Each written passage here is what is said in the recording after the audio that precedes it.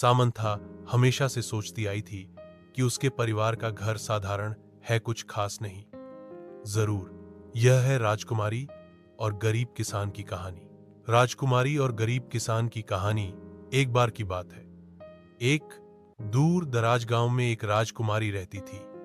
उसका नाम था मीरा। मीरा बहुत सुंदर, दयालु और बुद्धिमान थी। उसके पिता राजा थे, लेकिन मीरा को हमेशा अपने गांव के लोगों की फिक्र रहती थी, खास कर गरीब किसानों की। उस गांव में एक किसान रहता था जिसका नाम राम था। राम गरीब था, लेकिन बहुत मेहनती और ईमानदार था। वह रोज अपनी खेत में दिन रात मेहनत करता था ताकि अपने परिवार का जीवन सुधार सके। एक दिन जब राजकुमारी मीरा अपने गांव के लोगों से मिलने गांव आई, तब उसने राम को खेत में काम करते देखा। उसने देखा कि राम कितना मेहनत करता है, लेकिन फिर भी उसकी जिंदगी बहुत मुश्किल में है। मीरा ने सोचा कि अगर वह राजमहल में सिर्फ अपनी शाही जिंदगी बिताएगी तो असली सुख नहीं मिलेगा। उसने राम से मिलकर उसकी मुश्किलें समझी और सोचा कि अपने पिता राजा से यह बात करेगी कि वह किसानों की मदद करे। राजकुमारी मीरा ने राजा से कहा, पिताजी, हमारे गांव के किसान बहुत मेहनत करते हैं, लेकिन उनके पास अच्छा अनाज बेचने के लिए बाजार और पैसा नहीं। हाँ, हमें उनकी मदद करनी चाहिए।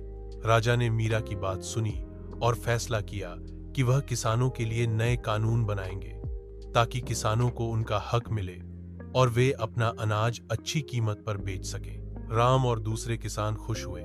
धीरे धीरे गांव में तरक्की होने लगी और सब लोग एक साथ मिलकर सुख शांति से रहने लगे। राजकुमारी मीरा और गरीब किसान राम की दोस्ती गांव में एक मील का पत्थर बनी। साल बन गई कि सच्चा रिश्ता समझ और दिल से बनता है, ना कि धन दौलत से। आपको यह कहानी कैसी लगी और मैं इसे थोड़ा और दिलचस्प बनाऊं? एक शांत पड़ोस में यह एक आरामदायक था। 2 मंजिला घर, सफेद पिकेट बोर्ड और एक अच्छी तरह से रखे हुए बगीचे के साथ। फिर भी जैसे ही उसने एक दोपहर धूल भरे अटारी में घूमा, कुछ असामान्य ने उसकी नजर पकड़ी। दूर के कोने में भूले हुए के ढेर के नीचे बक्सों में उसने फर्श के तख्तों के नीचे छिपा हुआ एक संकरा ट्रैपडोर देखा। जिज्ञासा से प्रेरित होकर वह घुटनों के बल बैठ गई और उसे खोला। नीचे जो छोटा सा सीनुमा रास्ता था, वह एक मंद पुरानी सुरंग की ओर ले गया।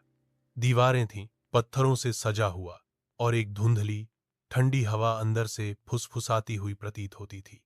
दिल दौड़ता हुआ सामंथा सावधानी से नीचे उतरी। उसकी टॉर्च अंधेरे में रास्ता दिखा रही थी। सुरंग बहुत लंबी तक फैली हुई थी। उसके अनुमान से ज्यादा पृथ्वी के नीचे घूमते और मुड़ते हुए उसे यह एहसास नहीं छूट रहा था कि वह अतिक्रमण कर रही है, कि कुछ उसका इंतजार कर रहा है। एक अनंत काल की तरह लगने के बाद सुरंग अंत में छिपे हुए कमरे में खुल गया। दीवारें पुरानी किताबों की अलमारियों से सजी हुई थीं, जो अजीब चमड़े से जिल्द वाली पुस्तकों से भरी हुई थीं।